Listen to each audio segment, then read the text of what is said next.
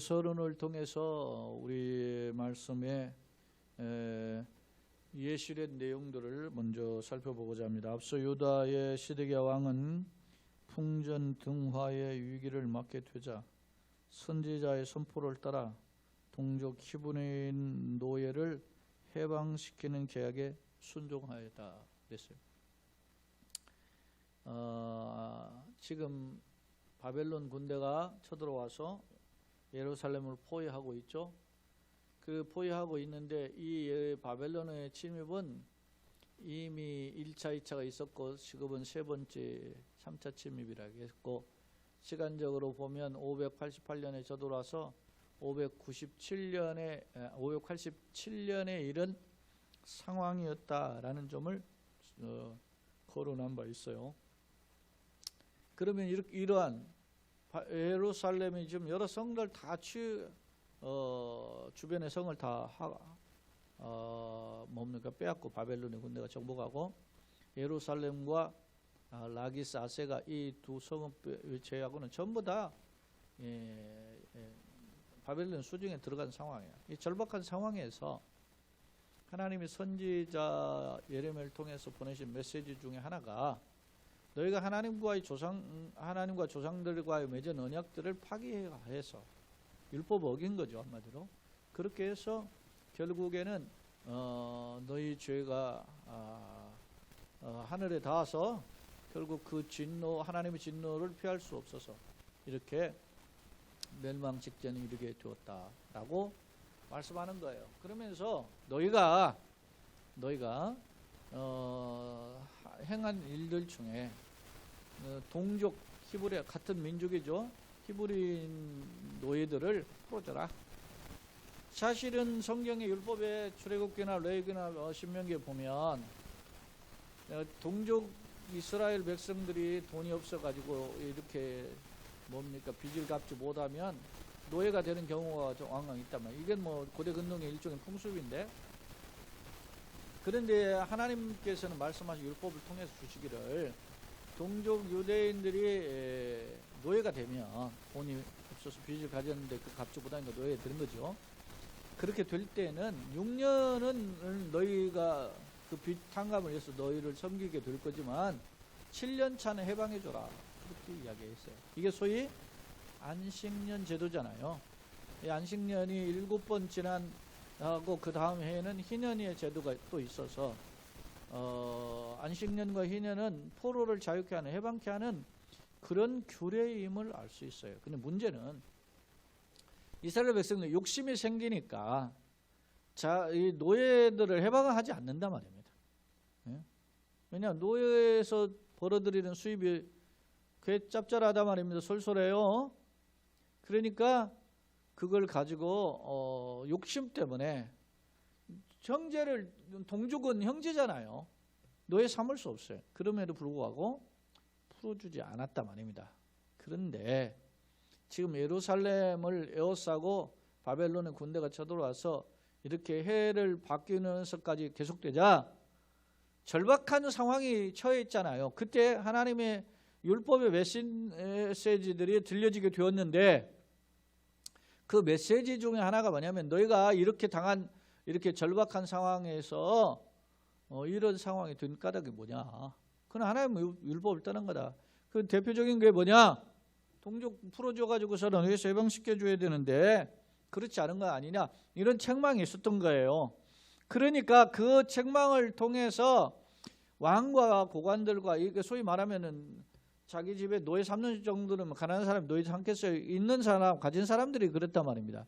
그런 사람들이 동족 히브리인 노예들을 풀어줬단 말이에요. 계약문서를 파기하고 그렇게 하고 풀어줬는데, 주목할 점은 그 당시에 이 지금 왕을 비롯해서 살려고 살 길을 강구하지 않겠어요, 방편을?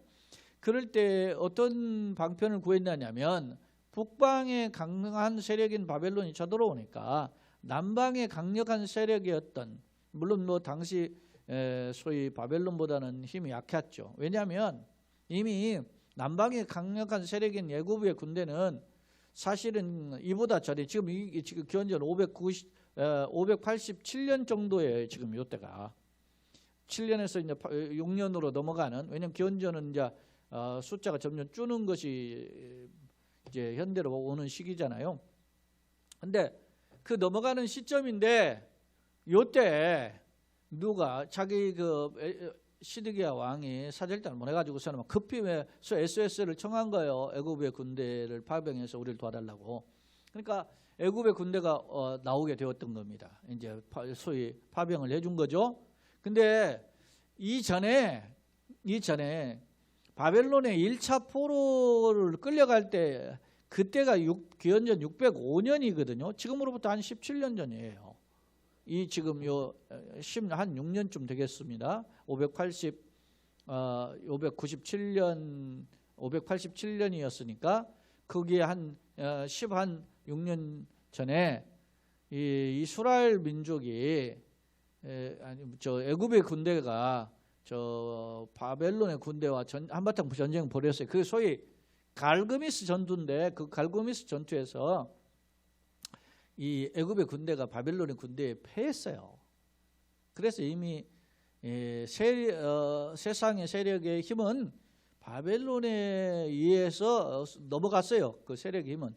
그럼에도 불구하고 약자의 입장에서는 어떻게든지 타이밍을 찾아가지고서나 그것을 말이죠, 힘을 바꿔보려고 하는 노력이 있을 거 아닙니까? 그런데 그때 이제 유다가 소위 말하면 SOS를 청하니까 애굽의 군대가 다시 이제 진격하게 되었던 겁니다. 그럴 때 바벨론의 군대가 지금 예루살렘 포위하고 있다가는 뒤에서만 뒤통수 치는 이 애굽의 군대에 당할 수 있잖아요. 그래서 포위하고 있던 예루살렘을 풀고 이제 남쪽에서 올라오는 그 애굽의 군대와 싸우기 위해서 포위를 풀고 그쪽으로 이제 진영을 그쪽으로 이제 향했단 말입니다. 문제는 바로 이러한 상황에서 유다왕 시드기야와 고관들과 백성들이 어떻게 돼요? 야, 우리가 해방됐다. 응? 바벨론이 우리를 내었었는데 저놈들 이제 떠나갔다. 이제는 해방이다, 자유다. 그렇게 생각해요. 앞서 바벨론 군대가 에워싸고 하니까 나라도 망하고 성도 무너지고 하는데, 야, 이거 우리가 뭐 노예들 데리고 있으면 무엇 하겠느냐? 하나님 말씀대로 노예 문서 갖다 찢어버리고 그들 풀어주자. 그렇게 해서 풀어줬는데 바벨론 군대가 다 떠나가니까, 야, 우리가 살 길 났다. 이제는 우리가 예전처럼 돌아가는 거 아니냐? 그렇게 생각하고 어떻게 해요? 찢었던 노비 문서의 노예들을 다시 말이죠, 잡아다가 다시 노예로 삼았다는 말입니다. 응? 누가? 왕과 고관들과 백성들이. 바로 이러한 일에 대한 오늘 주님께서 주시는 경고의 말씀, 심판이죠. 한번 경고 정도로 끝나는 게 아니에요. 경고하고 여러분 옐로우 카드하고 레드 카드는 다르잖아요.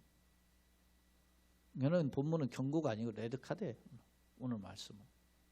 자, 다시 한번 또 볼까. 하지만 바벨론 군대가 떠나자 마음을 바꿔 다시 노예로 삼았는데 이는 손익계산에 의해 행동하여서 말 수 있다. 그렇죠? 딱 주판을 튀겨보니까, 야, 이제는 우리가 살 수 있는가 보다. 그러니 우리가 이제 손해보면 안 되잖아. 노예들 풀어줬던 놈 다시 잡아들여. 이렇게 했던 거예요. 이게 불신앙에 근거한 인간의 어떤 그 권모술, 인간의 어떤 처세술적인 어떤 그 주판을 튀김에 의한 결정이죠. 하나님의 말씀을 따라 하는 게. 그러니까 말씀을 따르는데 흉내는 냈다가 금방 손바닥을 뒤집는 거죠. 그렇다면 이런 처세술적인 신앙에 대해서 하나님은 뭐라 말씀하실까? 오늘 말씀을 살펴보자는 거죠. 자, 그러면 성경으로 와서 한번 보겠습니다. 그러므로 그라는 말은 이 그러므로에는 다 들어가 있어요. 뭐가? 11절에 그 후에 그들이 뜻이 변하여 자유를 주었던 노비를 끌어다가 복종시켜 다시 노비로 삼았다. 11절에 이렇게 표현하고 있거든요. 그러니까 하나님의 뜻을 따라 순종한 듯 하다가 뒤바뀌었으므로, 번복했으므로, 불순종했으므로, 이거 악하죠, 이게. 했으므로 여호와의 말씀이 이때 이제 여호와께로부터 예레미야에게 임했다. 12절에 기록돼요. 그럼 뭐라고 하시는지 보십시다. 13절. 이스라엘 하나님 여호와께서 이와 같이 말씀하시니라. 내가 너희 선조를 애굽 땅의 종의 집에서 인도할 때, 그 애굽에서 이제 종살이 했었죠. 그때 인도에 낼 때 출애굽할 때 그들과 언약을 맺으며 이르기를, 그들과 언약을 맺은 게 뭐냐면 소위 시내산 언약이라고 그래서 그게 율법이에요. 시내산 언약은 율법 아닙니까? 율법에 이르기를 너희 형제 히브리 사람이 너에게 팔려 왔거든. 이게 빚을 진 거죠. 빚을 못 갚으니까 이제 노예가 되거든. 그러죠? 너희는 7년 되는 해에, 그러니까 6년까지는 그 너희를 위해서 그 채무를 감당하는 그 노예로서 어떤 종으로서 일을 하되 7년이 되는 해에 놓아줄 것이다 그랬어요. 그가 6년 동안 너를 성육신즉 그를 놓아 자유롭게 할지니라 하였으나 너희 선조가 내게 순종하지 아니하면, 이게 어느 날 갑자기 이스라엘 백성들이 이렇게 불순종한 게 아니고 대대로 그렇게 이어져 왔을 것이고, 그러니까 어떻게 해요? 악이 차고 목전에 이르러서 목에까지 이르렀으면 할 수 있어요. 순종하지 아니하면 귀를 기울이지도 아니하세요. 여러분요, 불순종하는 정도가 아니라 아예 말도 안 듣는 거예요. 여러분요, 우리가 심판날에 가까웠다, 은혜가 떨어졌다는 특징이 뭡니까? 말씀에 아멘 하는 마음이 사라지는 것이 앞으로 큰 재앙이에요. 네? 여러분요, 그 호세아 성경에 보면 이 백성이 뭐요? 하나님께 대한 지식이 없어, 내 백성이 지식이 없어서 망하는 도다 그랬어. 그러니까 살려면 어떻게 돼? 여호와를 알자, 여호와를 힘써 알자 그랬어요.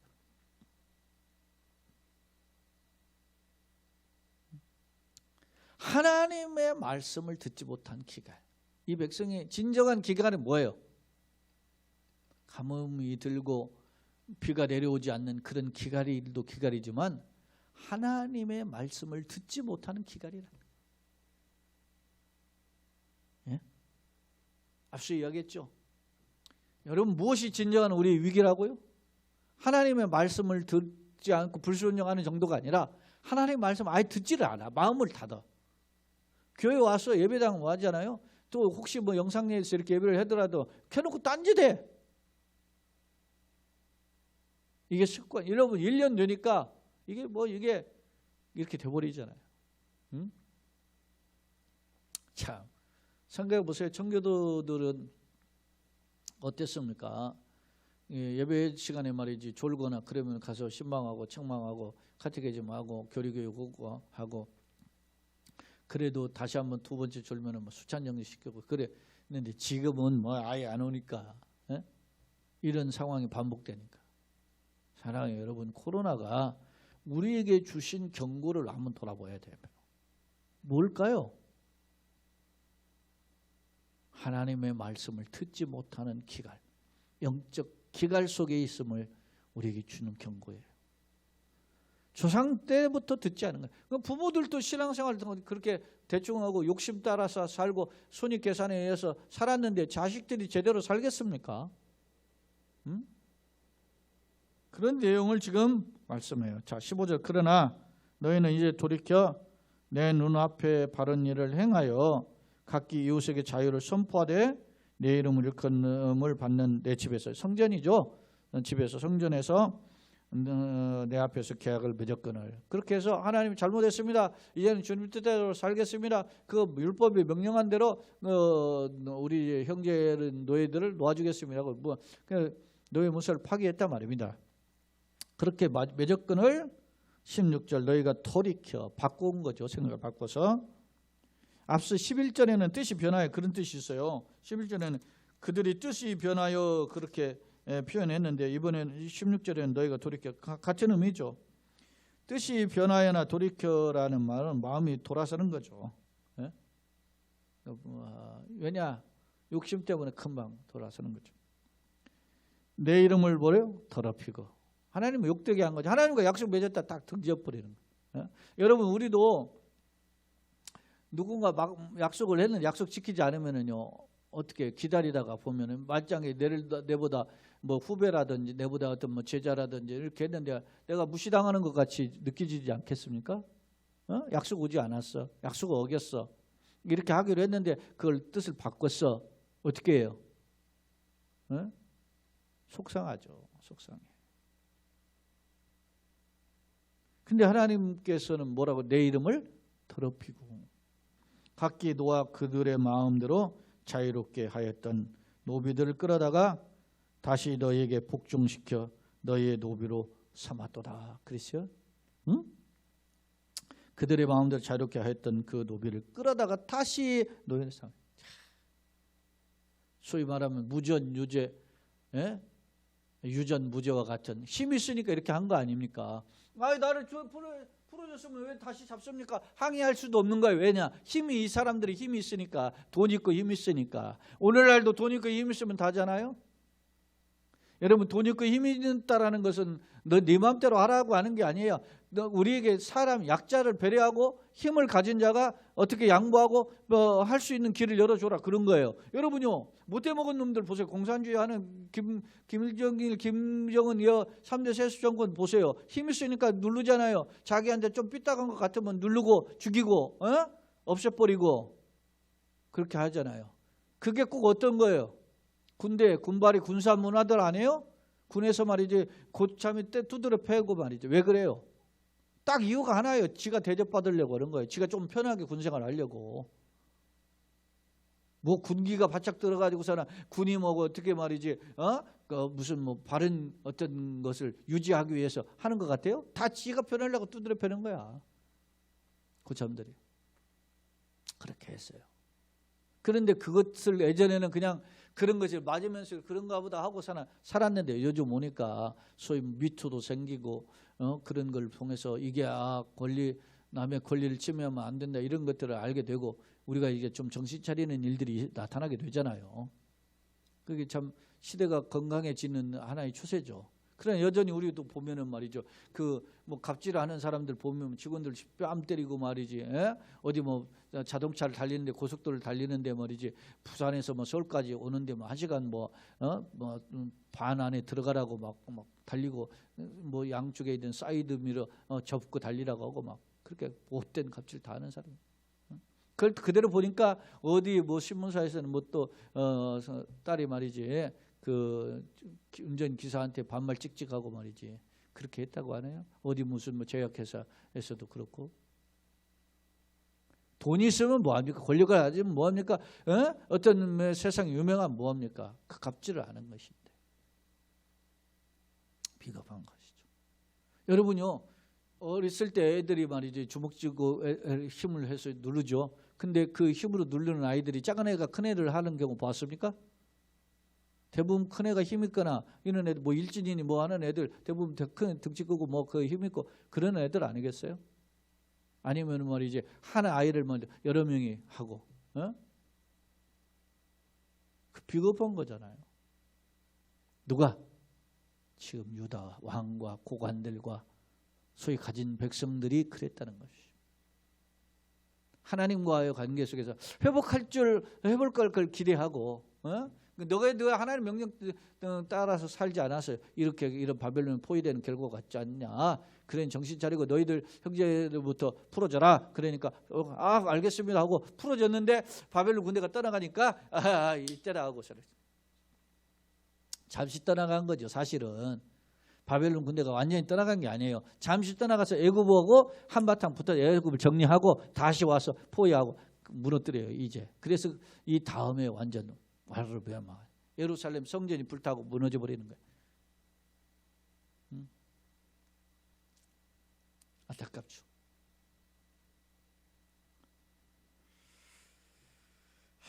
그래서 4월달 뭐 5월달 그것을 4월 금식 5월 금식 이렇게 하는 이유가 바로 그런 것입니다. 5월 제가 알기로 5월 9일인가 5월 17일인가 정확히 기억이 안 나는데 뭐 예루살렘이 완전 명한 그 날짜가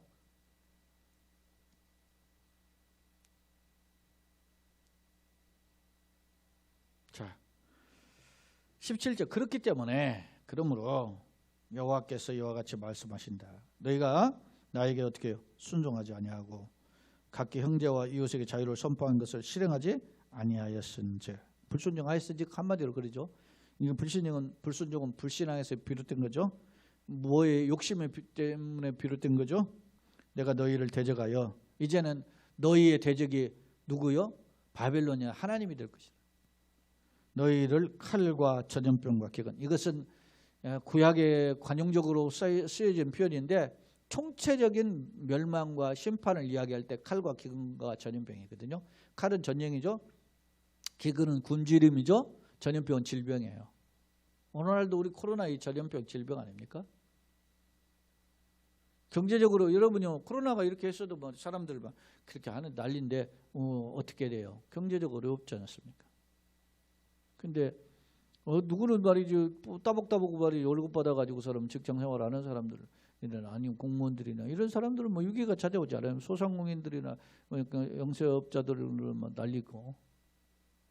사실 불공평한 부분이 있죠. 그럼 그들에게 지원을 해줬는데 뭐 맥시멈 지원해봤자 뭐 500만 600만 원 뭐 준다는데 그것도 다 주지도 않는다는 건데. 그 얼마나 금액이 물론 큰 금액 같이 보이죠. 물론 큰 금액이죠. 그렇지만은 개개인이가 주는 거 아니고 그의 사업장에 얼마 동안 못한 건데 그게 얼마나 되겠어요, 사실 그들에게. 정상적인 영업을 못한 건데. 아니, 국가가 이게 지금 뭐 우리는 다른 데보다 선방한 것은 맞아요. 분명히 인정할 건 인정해야죠. 그러나 이것이 과연 옳은가? 나는 바람직하지 않다고 봐요. 뭐 이번에 19조 5천억을 이제 4차 지원금으로 푼다 그러잖아요. 4차 지원금으로 풀으면 어떻게 되는 거예요? 누구에게도 혜택이 돌아갈지 모르겠죠. 물론 1차 지원금 할 때 전 국민 다 돌아가가지고 뭐 4인 가구에 100만 원 줬는데 뭐 2차, 3차 지원했고 이제 4차인데 뭐 누구에게 어떻게 줄지 모르겠지만 이런 아쉬움이 있는 거죠. 그렇게 준다고 해서 해결되겠어요? 다른 각도인 것 같지만 이번에 19조 5천억을 4차 지원금으로 해서 뭐 흔히 뭐 말을 했잖아요. 넓고 두텁고 넓고 뭐 그렇게 해서 이번엔 지원한다 그러잖아요. 많은. 제가 보기에는 지원하기는 하는 것이 맞지만 타이밍적으로 보면 꼭 어떻게 보궐선거와 타이밍이 맞아가지고 그런 행위가 있어요. 없지 않아 있어요. 이 사람들이. 내가 보면 건강하지 않아요. 왜냐하면 가덕도 신공항 그거 반대하는 행위 설문조사 했는데도 56%가 반대한다고 그랬는데 그 가덕도에 들어가는 예산이 28조 6천억인가 들어간다잖아요. 28조 6천억. 여러분 이명박이가 쏟아부은 4대 강성 사업이 20조 들어갔다고 난리 났었잖아요. 20조. 그러면 가덕도 그 공항이 28조면 어마어마한 돈이에요. 어떤 사람이 글을 썼더라고 보니까 부산 인구가 340만이 안 되는데 그중에 유권자가 한 290만 좀 더 되는데 290만 명에게 1,000만 원씩 줄 수 있는 돈이라는 거야. 어마어마한 돈이에요. 이 28조 6천억이. 뭐 이야기가 다른 각도로 했지만 여러분요. 우리가 보편적으로 충분하게 가난한 사람, 허덕이는 사람을 도울 수 있어야 되는데 그렇게 하지 못한 것에 대한 하나님의 진노가 어때요? 무시무시해. 어떤 진노? 칼과 전염병과 기근의 자유. 그 기근에게 자유를 준. 근데 너네들 할 대로 해보라는 거예요. 어떻게 예루살렘 주민, 이스라엘 백성들, 남은 유다들 다 그냥 너 칼과 전염병, 기근이 네 마음대로 한번 해보라는 거예요. 그래. 그러면서 여호와의 말씀이 나 내가 너희를 세계 여러 나라 가운데 흩으며 노예로 포로로 잡혀가는 거죠. 그 다음에 송아지를 돌로 쪼개고 그 두 조각 사이로 지나매 내 앞에 언약을 맺었으나 그 말을 실행하지 아니하여 내 계약을 어긴 그들을 곧 송아지 두 조각 사이로 지난 유다 구간들과 예루살렘 구간들과 내시들과 제사장들과 이 땅 모든 백성을 이렇게 했는데 이게 무슨 말이냐면 창세기 15장에 보면 그 아브라함에게 하나님이 나타나셔서 세 번째 그 언약에 대한 약속을 말씀하셔요. 그때가 이제 창세기 15장 1절로 이렇게 쭉 나오는데 거기에 보면은 아브라함이 하나님과 계약을 맺으면서 어떻게 해요? 짐승들마다 다 그 절반을 쪼개가지고 이렇게 마주대게 해놔요. 그런데 마지막에 뭐는 안 쪼개서 새는 안 쪼개가지고 그 뭡니까 매가 와가지고 그걸 쫓다가 제사도 제대로 못 하잖아요. 이게 두 짐승의 절반을 쪼개가지고 서로 마주대한다라는 거고 이런 것은 의식은 뭐냐면 그렇게 이게 계약을 맺을 때 그 사이로 지나가요. 두 맞은 사람이 A와 B가 다시 말하면 하나님과 이스라엘 백성님은 하나님과 이스라엘 백성이 그 두 고기 사이로 지나가는 거죠. 그것은 무엇을 의미하냐면 약속을 어기는 사람이 이렇게 둘로 쪼개진다 이런 것을 상징해요. 이게 언제? 아브라함 때부터 이미 맺어졌어요. 아브라함은 모세보다 750년 전 인물이잖아요. 지금 예레미야 시절에는 모세보다 또 얼마입니까? 아니 모세보다 1400년이니까 지금 500년 되니까 한 뭐 900년 정도, 한 850년 정도 흐른 뒤다. 그러니까 아브라함부터 있었던 그 약속이 이스라엘 백성들에게 상기하는 거예요. 너희가 약속을 어긴 자는 어떻게 해요? 둘로 쪼개진다는 거 알아요. 이스라엘 백성이 그걸 어디에서 했어요? 제사를 드릴 때 하는 의식이거든 이게. 그러니까 하나님과의 약속을 맺었는데 욕심 때문에 둘로 쪼갰던 것을 파괴했잖아요. 노예 풀어줬다가 다시 잡아들였잖아요. 이런 것처럼 너희도 쪼개질 것이다. 그랬어요. 뭐 어떻게 쪼개지냐 보세요. 예루살렘의 고관들과 유다의 고관들, 예루살렘 고관들과 레시들과 제사장들과 이 땅의 모든 백성을 내가 그 원수의 손과 그들의 생명을 찾는 자의 손에 넘기리니. 쪼개진다는 거예요. 이게 한마디로. 그들의 시체가 공중의 새와 땅의 짐승의 먹이가 될 것이다. 공중의 새와 땅의 짐승의 먹이 되는 것은 죽어도 이런 소위 새의 밥, 짐승의 밥이 되어서는 안 돼. 이게 가장 비참한 죽음이에요. 왜? 시신을 추스를 수 없는 그런 상태의 모습을 가르쳐주고 있거든 이게. 그런 거예요. 그러면서 또 내가 21절에 유다의 시드의 왕과 그의 고관들을 그의 원수의 손과 그의 생명을 찾는 자의 손과 너희에게서 떠나간 지금 애굽 군대가 오니까 예루살렘 포위했다가 풀어진 그 군대죠. 군대의 손에 넘기리라. 한치 앞을 내다보지 못해. 우리가 어떤가 한번 보십시다. 코로나 때. 예? 여러분 코로나가 한 반년이나 뭐 이렇게 몇 달 있다가 사라졌으면 별것도 아니네 이렇게 생각하실 몰라요. 그런데 코로나가 1년 넘게 가니까 우리가 많이 소위 말하면 전전긍긍하죠. 이걸 통해서 주님 앞에 엎드려지고 낮아지는 것을 배워야 되는 거예요 사실은. 그리고 하나님과의 관계를 다시 한번 회복하려고 하고, 그렇지 않다면 우리는 어떻게 해요? 코로나 이전보다 더 어려움을 겪게 될지도 모릅니다. 이게 경고입니다. 어찌 보면 코로나는 그 이전에 주어졌던 하나님의 경고들 외면해서 그걸 돌이키지 않아서 왔던 것인지도 혹 모릅니다. 그러나 이 코로나가 우리에게 주는 마지막 하나님 심판의 어떤 그 모습이 아니라 경고라면 기회가 있는 겁니다. 살 길이 있는 거죠. 그러면 우리가 이걸 통해서 분별해야 되는 거죠. 말씀의 거울을 통해서 우리가 어떻게 해야 될 것인가. 하나님 앞에. 그럼 여러분 어떻게 생각하십니까? 여러분 코로나가 떠나간 뒤에 나의 신은 어떻게 하기를 원합니까? 하나님과의 대신 관계뿐만 아니라 대인 관계. 이번에 한국교회를 통해서 우리가 깨닫는 게 있어요. 그 장단점이 다 드러났어요. 소위 말하면 뭐 세상 말로 민낯이 드러났다고 그랬는데 나는 긍정도 있고 단점도 보였다 다 보여요. 뭐냐? 여러분 보세요. 코로나가 오니까 뭐 소위 한국의 사회에서 3대 종교라고 하는 뭐 기독교나 천주교나 불교 같은 경우에 있어서 액션이 다 달랐어요. 천주교나 불교는 어떻게 해요? 전 딱 하고 표시하고 뭐 이렇게 세상에서 어떻게 액션을 취했어요. 그러니까 그들의 어떤 스탠스가 어디에 더 가까운 거예요? 소위 대인 관계 속에서 세상 속에서 역할에 비중을 두는 어떤 방향성이 알 수 있어요.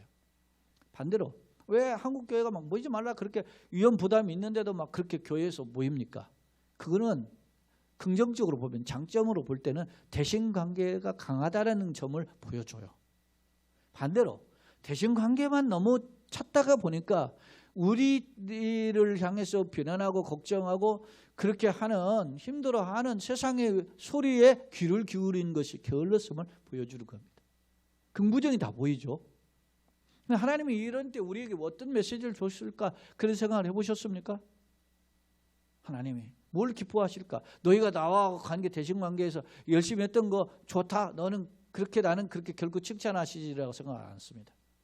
오히려 나한테는 열심히 것 같은 사람, 내가 몸짓고 피 흘려준 그 대속해준 그 세상 백성들을 향해서는 너희가 왜 이렇게 제대로 대처하지 못하느냐를 책망하는 기회를 줬다도 안 보는 거예요. 그럼 우리가 어떻게 취해야 될까? 좀 더 우리가 더 조신하고 그렇게 우리가 세상 속에서 주님의 백성으로서 역할을 감당하기 위한 고민이 있어야 된다는 것입니다. 그 고민은 내가 어떤 전염병을 전염시키는 통로가 되지 않는 것을 뿐만 아니라 이 세상 속에서 어떻게 하면 역할을 할 것인가에 대한 고민을 가지고 있다. 내가 오늘 새벽에도 있자면 요한 박사의 이야기처럼 요한 박사가 말이죠. 소위 서재필 이성만 시대 그 사람 시대 그 동시대 인물 아닙니까? 그 미국에 갔더니 미국에 가서는 새로운 신천지 문물을 보면서 자기가 너무 많은 걸 깨닫는 거예요. 그러면 고국에 대한 마음이 있는 거예요. 고국에 돌아가야 되느냐 어떻게 해야 되느냐. 내가 고국에 일주를 하고 싶은데 뭐 어떻게 해야 되느냐. 생각해 보니까 그때는 지금이나 돈이 제일이더라는 거예요. 돈이 필요하더라는 거예요. 고국에 가서 도와줘야 되고 고국에서 역할을 해야 되는데 그 필요한 게 뭐냐? 돈이더라는 거예요. 그래서 돈을 벌기 위해 했는데 어떻게 돈을 벌냐니까 그때 당시에 그 소위 숙주나물이 금방 썩잖아요. 여러분 왜 숙주나물입니까? 금세 변한다 해서 신숙주와 같다고 그래가지고 숙주나물. 신숙주가 소위 말하면 성산문, 박평년, 가위지 이게 이런 사람들과 같은 동문수학관 절개 있는 소위 말하면은 소위 학자 아닙니까? 그런 사람인데 소위 세종대왕 밑에서 같이 하였던 집현전 학사 아닙니까? 근데 그가 말이지 그 핍박이 오니까 배반을 한 거예요. 그래서 쉽게 변해버린다 해서 변하는 그거를 가리켜서 신숙주와 같다 해서 숙주나물이 변한다. 콩나물 비슷한 게 있잖아요. 숙주나물, 콩나물 대가리는 좀 틀리고 한 거. 그 숙주나물을 그렇게 가리켰거든요. 쉽게 변해. 근데 이게 안 변하게 하려면 어떻게 할까 하고 연구를 하다가 유래한 박사가 그걸 통조림화하는 식으로 했대요. 그런데 그것이 날개도치인데 팔려가지고 그때 당시 50만 부를 모았다며. 50만 부를 모아가지고 내가 이게 조국에 돌아가지고 하니까 돈으로 가지고 가려니까 보다는 뭐가 좋을까 해서 생각해 본 게 그게 뭐냐면 그 당시에 의학에 대한 전무한 그런 한국 사회에 도움이 되기 위해서 어떻게 되면 의약품을 가지고 해야 돼요. 그 의약품을 미국에서 절반의 25만 불을 바꿔서 의약품을 들여왔고 의약품은 선진국이었던 유럽에 가가지고 독일이나 이런 곳에서 해서 의약품을 들여와가지고 이게 사했다는 거예요. 그리고 거기에 대한 수익금을 가지고 교육 사업에 투자하고 그리고 자기 자녀들에게는 어떤 주식 하나도 제대로 유산 하나도 물리지 않고 교육을 시킨 것으로 만족하라. 대학 교육 시켰으니까 만족하라 하고 물려주지 않고 다 주식을 종업원들에게 나눠줬다지 않았습니까? 요즘 그런 대표가 어디 있어요? 그 사람은 우리보다 처음 앞서가시는 분인데 수십 년 앞선 분 아닙니까? 내가 보기에는 반세기 이상 앞선 분인데 반세기가 아니라 그 사람의 생각은 정말 앞선 유래한 박사는 기독교 정신으로 글을 쓴 거예요. 예수님 때문에. 예수님 사랑 여러분 이야기 확대됐지만 여러분 보세요. 오늘 이스라엘 백성들이 목전에 하나님 믿는 사람들 아닙니까? 왕도 하나님 믿고 백성들도 하나님 믿고 다 고관들 다 하나님 믿어요. 근데 하나님 껍질은 있지만 하나님을 떠나니까 하나님께서 그들이 어떻게 해요? 이제는 준엄한 심판으로 바벨론 군대 등 이방의 대적자 원수 손가락질을 하는 개돼지처럼 생각했던 그런 이방인들에게 넘겨지게 될 것이다. 이렇게 이야기하는 거예요. 22절 마지막 절 여호와의 말씀이나 보라 내가 그들에게 명령하여 이 성읍에 다시 오게 하여 다시 온다. 그들이 이 성을 쳐서 빼앗아 불살릴 것이다. 그래서 완전히 예루살렘 불타고 멸망하는 거예요. 내가 유다의 성읍들을 주민이 없어 처참한 황무지가 돼. 비참한 황무지가 되는 거예요. 자, 말씀을 정리해 보겠습니다. 두 번째 하면 말씀을 떠나 손익계산에 선택한 유다를 엄히 심판할 것을 선포했는데요. 자, 하나님은 멸종해진 안식년 규례를 이스라엘 백성이 파괴했음을 지적하면서 과거 이스라엘 백성이 성전에서 맺었던 노예 해방의 계약을 파괴했음을 엄중 지적하고 있어요. 하나님은 그 계약을 파괴한 이스라엘 백성이 어떻게 해요? 나도 너희와 관계 속에서 세상 여러 나라로 흩어 종되게 할 것이다. 그리고 이 일에 앞장선 왕과 고관들 어떻게 해요? 바벨론 땅의 백성들에게 군대 손에 끌려가게 될 거죠. 실제로 시드기야 왕은 말이지 그 도망갔다가 잡혀가지고 두 눈 뽑히고 자기 보는 앞에서 자녀들이 죽임을 당하고 그리고 쇠고랑차고 끌려가요. 유다의 마지막 왕이에요. 이게 시드기야 왕이. 하나님은 잠시 떠났던 바벨론 군대를 다시 불러들여 유다를 심판하게 하셨다는 거예요. 우리가 지금 시대를 보는 눈이 있으면 얼마나 좋겠습니까? 예? 점퍼라고 하는 그 영화를 보면 말이지 총알이 날라오는 걸 피하잖아요. 다 미래를 보니까. 예? 그 본다면 얼마나 좋겠어요. 한치 앞을 내다보지 못하는 연약한 존재. 이런 상황 속에서 우리에게 주님께 지혜를 구하고 감당할 능력을 구하고 내 힘이 아니야 하나님 손에 붙들려 걸어갈 수 있도록 도와주옵소서. 기도한다면 얼마나 좋겠습니까? 자, 세 번째 하면 율법 계약을 파기함에 따른 결과 유다의 불신앙, 율법을 떠난 동족을 노예로 삼음으로 불순종했죠. 일시적 순종, 예루살렘이 포위되자 하나님의 궁리를 얻기 위해서 다시 노예를 풀어줬죠. 그러다가 계약을 바벨론 군대가 떠나자 노예 행응사를 휴지 조각처럼 쳐버렸어요. 언약 체결 의식 하나님께서 이스라엘 백성과 맺을 때 재물의 절반을 쪼개가지고 그 사이를 지나가죠. 그런 것처럼 약속을 어기면 이렇게 심판을 당한다는 걸 경고했는데 하나님과의 계약을 어겼기 때문에 지금 불순종했죠. 그렇기 때문에 너희들도 이렇게 당할 것이다.